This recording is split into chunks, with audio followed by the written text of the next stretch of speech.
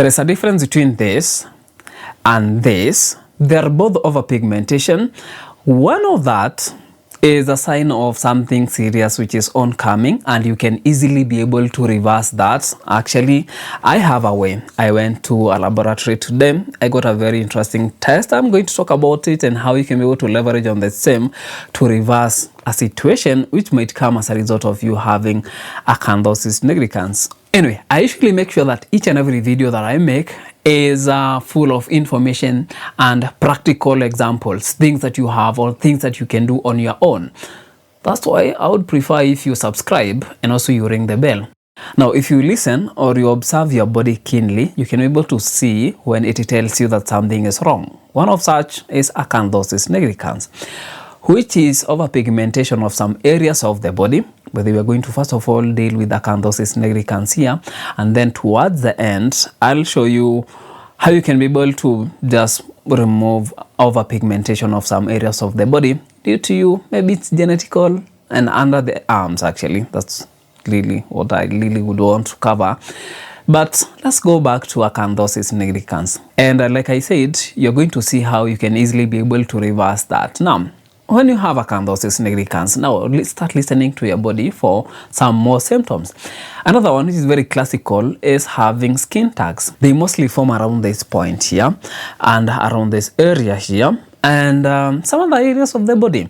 Also, acanthosis nigricans will happen under the arms, and also you see the back of your neck here and your groin area where the skin folds. Still, other symptoms that you need to accompany for you to know that, or to have a clue that this might be insulin resistance, is you're having frequent urination, of which you might be taking also a lot of water because of the thirst which is being driven to you. And there is something which I wouldn't tell you as a professional to do, but I would advise you to do, not as a professional. This is just a by the way. You can just, and especially men, just take some few drops of your urine and taste that. If it's sugary, it's sweet, then I think it's high time you get to interrogate further, and you're going to see how you can easily be able to tackle that. Also, we have those frequent hungers and cravings. You crave for things easily. You crave for anything carbohydrates, maybe the fries, ice cream here and there, sweets, chocolate. So you are craving those, and the craving disappears once you take something that contains carbohydrates. It's another classical sign. And also there is tingling sensation. So, and okay, let's first of all talk about the burning feet. You find that at night where you have metatarsals of your feet, you're feeling like a burning sensation or a tingling sensation or numbness. It's high time you do something about that before you go to full-blown diabetes mellitus, because once you get there, it becomes a little bit more complicated. And to add to that, when you get a wound, it takes forever to heal. There's several things that can cause this. One is your immune system compromised. It's not functioning well. So even the signaling to initiate the healing process is not there. Another thing, when you have a lot of sugar in the system, some of the vessels get narrow. And when that happens, you're not delivering enough blood to the site, so you're not providing enough nutrition that helps in the healing. Now, let's first of all get to know how you get all this condition. How do you arrive at this spot here? Now, there's several things, yeah? First one is sugar. You take a lot of that, that's carbohydrates, you take excess of this. Your body will not be able to handle that as effectively as possible. Now, ideally, your body is supposed to, when you take a lot of sugar, it's supposed to convert that to fats, and you start storing that, and that's why when you take a lot of carbohydrates, you start gaining weight. Now, when you continue, and I'll give you a practical example. In the morning, you take tea that had sugar in it, and you accompanied that tea with let's say a very sweet snack. And then around, let's say 2 to 3 hours, you take another snack that contains a lot of sugar or calories. Then after some few hours, then lunchtime, you take, let's say, a heavy meal at this spot here. And then after some few minutes, then you add something at the start or something. Now you're piling sugar in your system. You're not giving your body enough time to take care of the sugar that you've spiked into the system. In a normal day, and this is totally normal, you're supposed to, after taking a meal that contains carbohydrates, after some few hours, you're going to get a spike in glucose levels in the blood. And this will be, and it's totally normal. It triggers your system to now produce insulin that will help in pushing this sugar into the individual cells or initiate formation of the fats, which you will store for later use. Now, when you keep spiking this insulin, the mechanism is actually very interesting. You have your pancreas produces insulin in response to sugar in the system. Now, this insulin usually instructs the cells to open the gates for the sugar to get into the cells and get out of the blood, and that's how you lower the blood. But then, when you keep snacking every now and then, you're increasing the amount of sugar you have in the system. You keep bombarding the same cell with the same message to a point it gets tired. Now it's not even responding to the message anymore. It kind of ignores that. So by this spot or by this point, you are still having that sugar in the system, and the cell is not opening the gate anymore because it's tired. Now the body does what? Goes back to the pancreas, tells the pancreas, hey, you need to increase the amount of insulin that you're producing, because it seems that whatever you're producing is not enough. So what does the pancreas does? It does the same thing. So it produces more insulin. And this is where now insulin resistance comes in. Now we have several things that we might want to talk about. Like for example, yeah, we've talked about sugar, high carbohydrates and all, being overweight. There is something else. PCOS affects so many women out there. So PCOS is polycystic ovarian syndrome. This one's quite interesting and also a nightmare because we don't know the actual cause. We don't know whether PCOS is the one that's causing insulin resistance or it's insulin resistance causing PCOS, and both of those conditions will make the other worse. For some reason, we still don't have the actual cause of the two or what is causing the other. We just know the factors. We also have gestational diabetes. What usually happens is you become pregnant, the demand for the sugar goes high, you start even getting the craving, so you end up having a lot of sugar in the system, and this will give you the same condition. So you end up having a lot of insulin in the system and it's not actually efficient as much. So if this is not taken care of early enough, it can graduate to a full-time diabetes mellitus. You also have genes, genetics, family history. Maybe it's been running down in the family. Yeah, that one is quite, sometimes when you're fighting against genetics, it's quite hard. Now let's go to the interesting part. How do you know that what you have is acanthosis nigricans? In addition to the signs that we said, you have skin tags, frequent urinations here and there, and also getting dusty every now and then. How do you know? No, it's actually very simple. You don't need to see a specialist. Okay, I'm not saying that you should not see a specialist, but it's something that you can do on your own. So just go to a lab. There is a test which is very interesting called the HbA1c. Works in slightly different way of measuring sugar in the system compared to we have random blood sugar, where they just draw blood and then they measure the amount of sugar you have in that blood. It's quite accurate, but it's random, so it's not that reliable. We also have fasting blood sugar. We have random and we have fasting. Fasting is when you've been fasting, you've not been eating something for the last, in the last 12 hours. So you've not been taking anything apart from water, and then you get tested. We have normal values for that. We also have normal values for random blood sugar. I'll put them in the screen here. There is another test called OGTT, which is oral glucose tolerance test, which is actually also interesting equally. So what you do, you fast for 12 hours, and at the end of those 12 hours, you are given, or you go to a hospital or where that test is being carried out. It's usually done in the lab.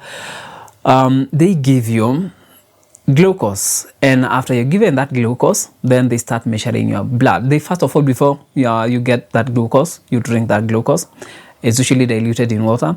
So they just first of all take your glucose level at that spot, and then from there you're given that glucose, and after 30 minutes they take glucose, and this goes after 30 minutes for 2 hours, and then they plot a graph showing how your body was responding to that glucose. It gives a very good picture of how your body is able to handle that sugar.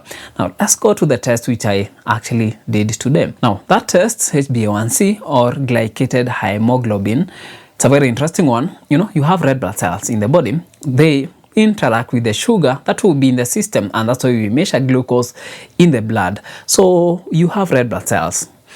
They usually stay in the body for 120 days. That's around 4 months, yeah, 3 to 4 months. Now during that time, there is that interaction between the sugar which you already have in the blood and that red blood cells. Meaning that if I get to measure the interaction between the sugar and the red blood cell, it can give me an average of the sugar that you've been having in those 3 months or those 4 months. So it's a very accurate average of 3 months interaction of the sugar with your system. It's a very good picture. So here I got tested for the same. And what you're going to see here, this is just very unrelated tests, which is what do you call this? A full hemogram for another video. Make sure you're subscribed, by the way. This is that test that I got. I'll take a photo and put it closer to you. My camera is a bit far.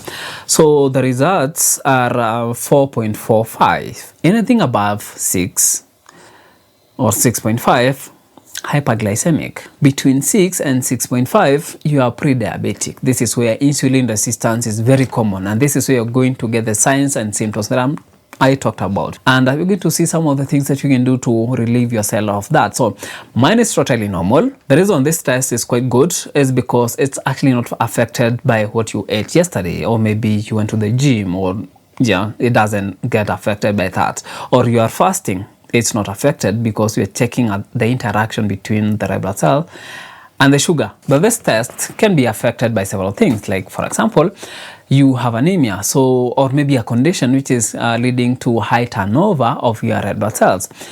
It might give you a false good result, because of course anything lower than 5 will be normal. It means that the interaction has been quite short, so it's not going to show you the actual picture. Or you have something like polycythemia, where you have a lot of blood cells, you have a lot of red blood cells. I got tested at LabCare. This is not an advert, by the way. I really value their services, and I really value accurate results, because wrong results can mislead everyone, including your doctor, including your pharmacist, including your nurse, including that person who is cleaning that hospital where you're going to take the wrong results. So I'll try to put, I'll put their address here. They are in Upper Hill, 40 Suit, and I'll put a number here, or if not on the screen, you'll find it in the description box. There is someone called Dr. Otumba. Once you get there, just tell them that you are sent by Moses from Healthwise, and you're going to get a discount. They're going to give you a discount. Make sure you get a discount. Anyway, let's go to the good stuff, yeah? How do you fix this condition? Now, several things you can do here. I know you're not going to like some of them, which is what I'm going to start off with. I'll give you several of them. You pick the one that you feel will be comfortable with you, or comfortable for you, and then you move with that, because I don't want you to progress beyond the spot where you are currently. The first one is exercises. Do you know what that does? Now, if you exercise your body, you're creating a demand. Now, the cells will request for the sugar that you already have in the system, that is in your blood, without having to have insulin coming and forcing that sugar into your cells. So you're creating a demand. So this is one way of giving your body, or giving your pancreas or your insulin a break.